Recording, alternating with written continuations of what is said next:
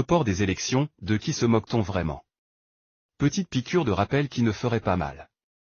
Savez-vous les faits pour lesquels Bassirou Diomaye Faye a été arrêté avant que le proc ne vienne corser son dossier avec d'autres délits imaginaires?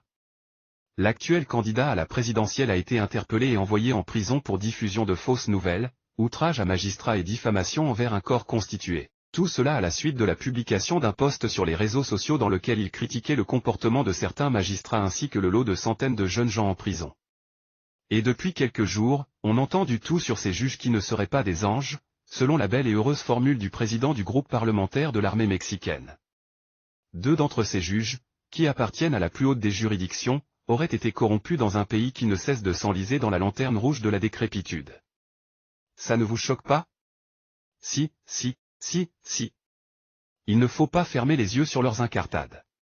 Si les faits sont avérés, que la loi leur soit appliquée dans toute sa rigueur.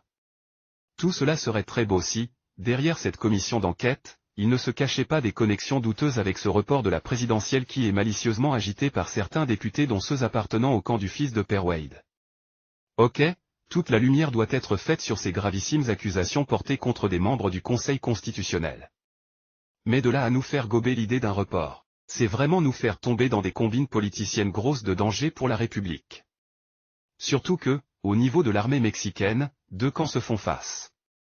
Celui des partisans du report et le camp de ceux qui bandent les muscles pour que le calendrier électoral soit rigoureusement respecté comme l'exigeait le chef en 2011 lorsqu'il menaçait qu'une journée de plus sur le mandat de son prédécesseur mettrait le pays dans le chaos. Des détenus sont aujourd'hui en prison pour avoir émis cette hypothèse.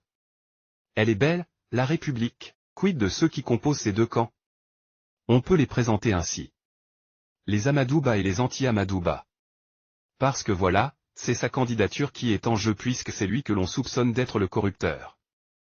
Pensez-vous, que ferait-on du mec si les faits de corruption venaient à être confirmés par la commission d'enquête mise sur pied hier? Oui, c'est le président du groupe parlementaire de l'armée mexicaine et membre de cette commission qui, pince sans rire, nous fait comprendre que les juges ne sont pas des malacas. Tout est dit, en attendant que le metteur en scène se dévoile.